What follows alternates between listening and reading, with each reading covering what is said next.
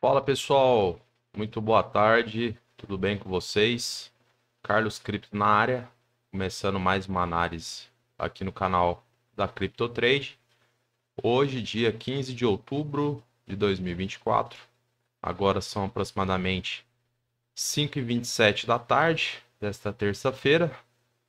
Como mencionei ontem, não tivemos eventos pré-agendados no nosso calendário econômico, em especial lá nos Estados Unidos.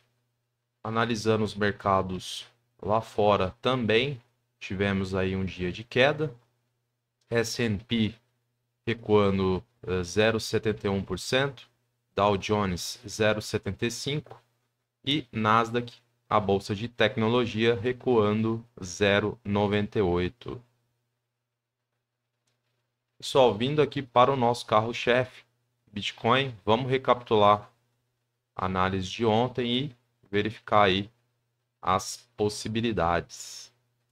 Então, pessoal, a gente sabia que na região aqui dos 66,5, né, tinha um paredão posicionado com uma quantidade expressiva de lotes a serem executados nesse nível e, de fato, o mercado ele chegou nessa região e é perceptível que houve aí a retração do mercado, tá?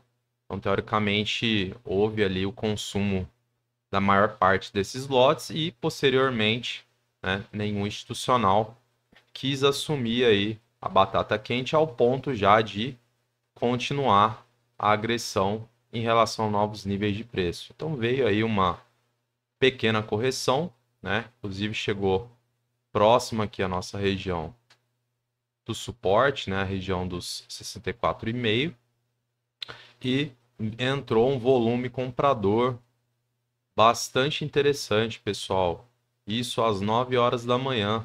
Tá? Perceptível que eles conseguiram, né, romper de fato aquela região, né? Ou seja, os compradores estão teoricamente animados, né, nesse mês de outubro e foi buscar a nossa região, né, de patrulha, que teoricamente é um ponto de decisão, onde unifica esse sequenciamento de topos descendentes, tá? Isso aqui é uma sequência já bastante antiga, né? Se você reparar, ela vem desde o topo histórico que foi formado lá em meados de março, tá? Então existe um sequenciamento de topos descendentes e para que possamos quebrar a estrutura que vigora nesse presente momento, há necessidade de rompimento, né, com confirmação. E o que torna-se um ponto de decisão extremamente importante, pessoal. Acredito que seja até o mais importante aí da atual estrutura de preço aqui no Bitcoin.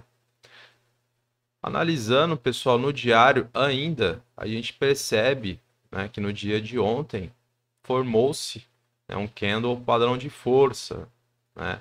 Isso aqui pode induzir os compradores, né, a continuarem agredindo o preço. Teoricamente foi o que aconteceu hoje.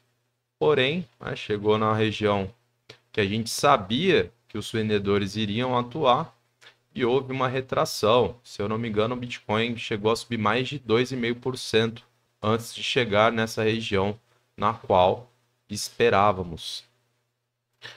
Então, pessoal, voltando aqui para o tempo gráfico de 4 horas, a gente percebe aí, né, o mercado tentando segurar, né, teoricamente nesse novo suporte, né, onde houve o rompimento com confirmação, ou seja, o preço fechou acima dessa região, os compradores tentando manter acima, né? Se a gente reduzir o tempo gráfico, a gente percebe, né, os compradores tentando segurar o preço acima, mas vale salientar que essa região também seria importante a gente demarcar com a possibilidade do preço retornar, tá? Por quê? Porque teoricamente aqui é a região de fechamento e a região de abertura desses dois últimos candles de 4 horas, tá? E devido à volatilidade do dia de hoje, como foi, né, a apresentação dos candlesticks, a movimentação deles. Então é interessante a gente colocar essas duas regiões aqui como suportes, tá? Vou deixar até em amarelo aqui, para a gente poder acompanhar como é que o preço pode desempenhar dentro dessa região. Vamos encher aqui com as linhas. A gente vai tratar essa região inteira aqui como um ponto de decisão interessante, né? Os compradores, eles terão a missão de segurar o preço aqui, eventualmente em caso de retração, justamente porque nosso intuito, né, é a continuar buscando níveis maiores de preço, ou seja, retornar ali aquela região, né, do ciclo de topos descendentes para que eventualmente a gente consiga romper e confirmar, ou seja, passar para outro patamar, né, outra estrutura de preço, visando a busca pelo topo histórico. Então, isso é importante a gente frisar aqui essas possibilidades, né? Inclusive, o preço ele deve brigar nessa região, os compradores devem atuar aqui querendo manter acima, né? Então, a partir daqui a gente vai, né, traçar aí as possibilidades. Obviamente, é interessante que os compradores consigam pelo menos romper o topo anterior desse candlestick aqui, né, que abriu a 1 da tarde, fechou agora às 5, né? Então, teoricamente é interessante a gente dar continuidade ultrapassando a região dos 67.400 e eventualmente vir aqui novamente, né? Eu acredito que deva bater cabeça ali de novo, né? Acho que não passa direto, mas a gente precisa que os compradores atuem de forma incisiva nessa região, consumindo os lotes que estarão posicionados neste nível de preço. Então é fundamental que isso aconteça. Feito aqui a nossa marcação de suporte entre a região dos 66,5 aos 66 aproximadamente, vamos analisar o livro, como é que ele se encontra. E aí, pessoal, a gente já percebe um acúmulo de lotes lá próximo da região dos 68 mil dólares. Tá?